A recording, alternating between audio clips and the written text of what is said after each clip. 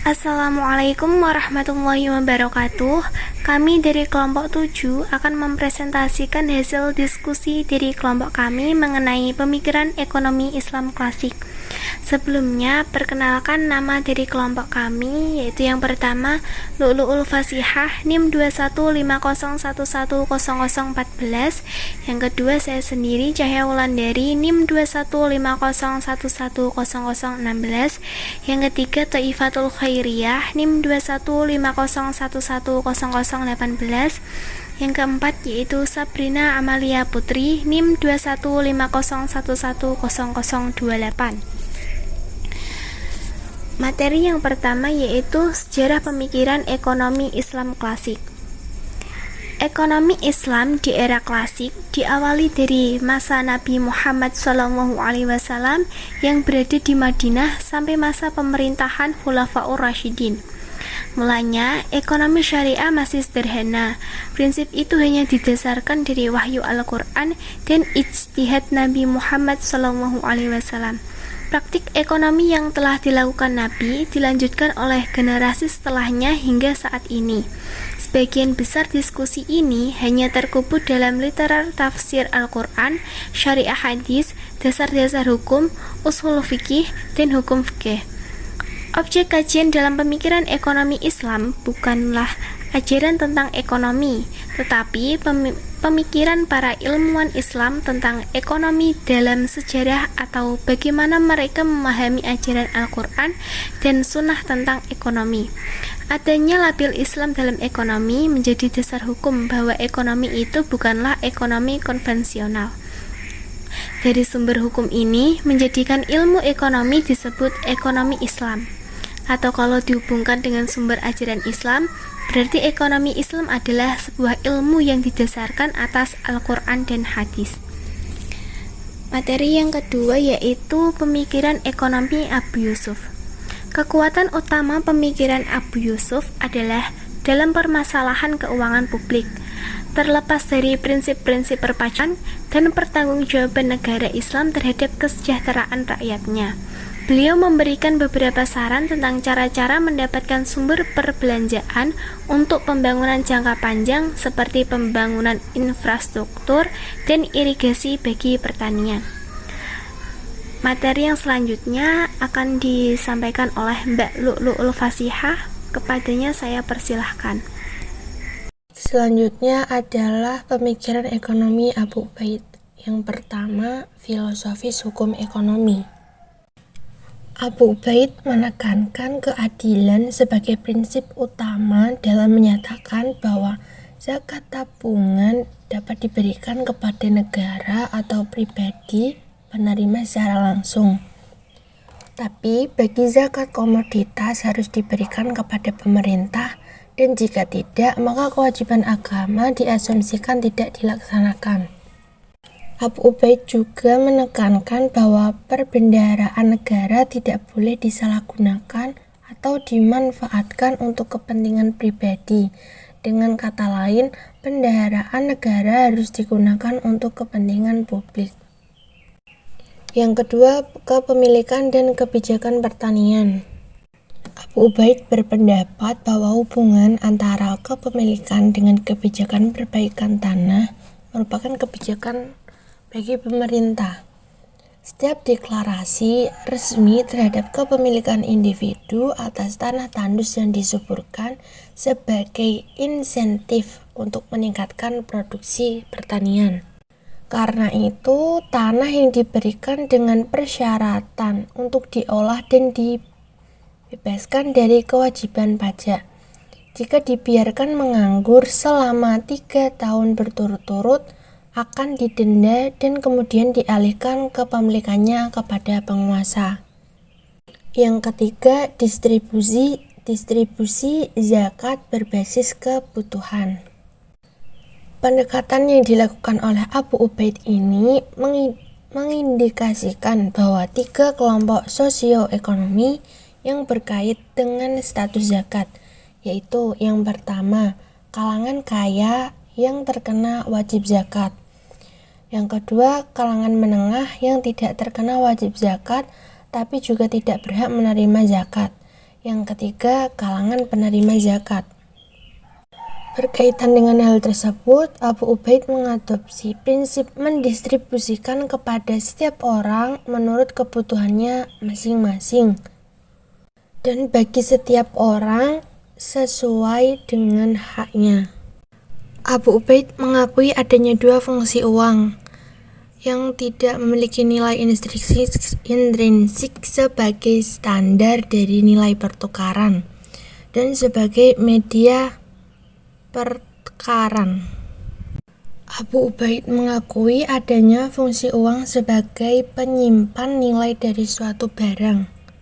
Pemikiran ekonomi Al-Ghazali. Pemikiran ekonomi Al-Ghazali berasal dari sebuah konsep yang beliau sebut fungsi kesejahteraan sosial, yaitu sebuah konsep yang mencakup seluruh kegiatan manusia dan membuat adanya kaitan yang erat antara individu dengan masyarakat.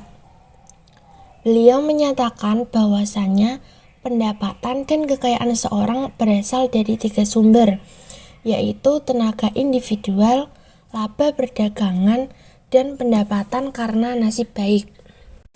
Selanjutnya adalah pemikiran ekonomi Ibnu Taimiyah. Pemikiran ekonomi Ibnu Taimiyah. Beliau mengembangkan mekanisme harga, yaitu proses yang berjalan atas dasar gaya tarik-menarik antara produsen dengan konsumen, baik dari output barang ataupun input faktor-faktor produksi. Harga menyatakan nilai tukar suatu benda tertentu, dan naik turunnya harga bukan hanya dipengaruhi oleh para pedagang, kan tetapi juga ditentukan oleh kekuatan permintaan dan penawaran. Selanjutnya akan diterangkan oleh Mbak Sabrina. Kepadanya dipersilahkan. Ilmuwan selanjutnya yaitu Ibnu Khaldun. Pemikiran ekonomi menurut Ibnu Khaldun dibagi menjadi beberapa uraian. Yang pertama yaitu persoalan ekonomi. Menurutnya, motif ekonomi timbul karena hasrat manusia yang tidak terbatas, sedangkan barang-barang yang memuaskan kebutuhannya itu sangat terbatas. Oleh karena itu, untuk memecahkan soal ekonomi harus dipandang dari 2 sudut, yaitu sudut tenaga dan sudut penggunaannya. Yang kedua, usaha pribadi dan perusahaan umum. Menurutnya, di dalam surah Hud, ayat 6, Allah memakai perkataan rizki bagi segala makhluk yang melata di bumi. Seperti halnya ekonomi di zaman primitif dahulu, seorang petani atau bercocok tanam, tenaga dan hasilnya diharapkan semata-mata untuk memenuhi kebutuhan rumah tangga. Yang ketiga, mata uang memegang peranan penting.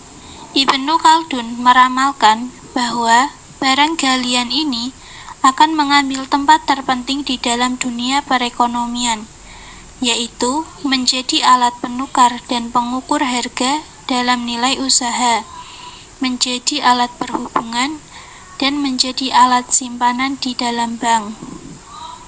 Pemikiran ekonomi yang terakhir menurut Ibnu Khaldun yaitu soal-soal ekonomi dalam 33 pasal. Pasal pertama mengenai terminologi dari kata-kata ekonomi. Terminologi ekonomi berasal dari 2 kata, yaitu rizki dan kasab. Pasal kedua mengenai pembagian rencana ekonomi pada 2 golongan dengan macam-macam usahanya. Pasal ketiga sampai dengan pasal 7 menguraikan usaha-usaha yang bukan naturlich menjadi usaha ekonomi. Pasal ke-8 khusus membahas tentang pertanian.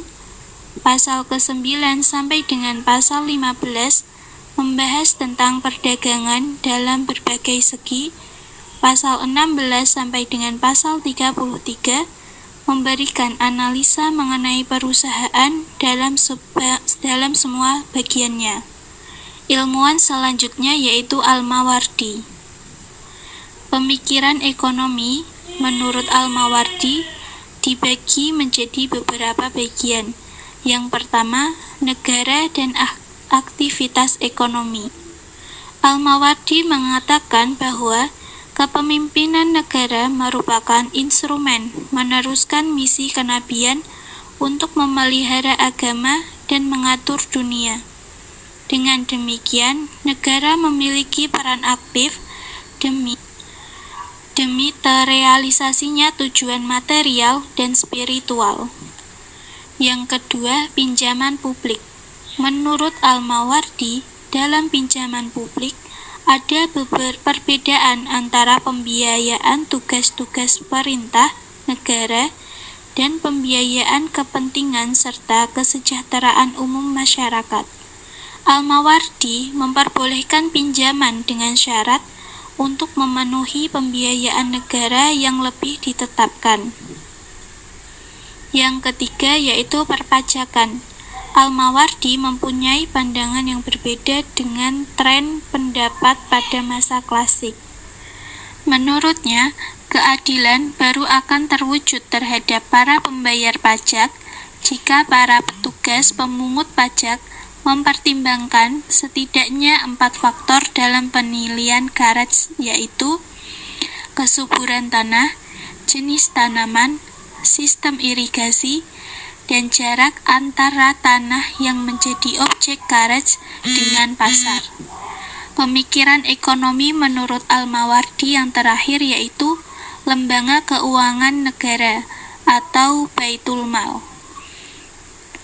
Menurut Al-Mawardi, untuk memenuhi kebutuhan dasar warganya, negara membutuhkan lembaga keuangan negara, Baitul Mal, yang didirikan secara permanen. Ilmuwan yang terakhir yaitu Al-Shatibi merupakan salah seorang pemikir ternama dalam sejarah intelektual Islam, khususnya dalam bidang fikih. Pemikiran ekonomi menurut Al-Shatibi dibagi menjadi 2 uraian. Yang pertama, paradigma masalah dalam pemenuhan kebutuhan manusia. Dalam hal ini, terdapat kesenjangan pemikiran yang menimbulkan kekacauan persepsi antara pengertian kebutuhan dan keinginan. Jika perilaku manusia disandarkan pada keinginan, maka persoalan ekonomi tidak akan pernah selesai karena nafsu manusia selalu merasa tidak akan pernah puas. Yang kedua, paradigma masalah dalam aktivitas ekonomi.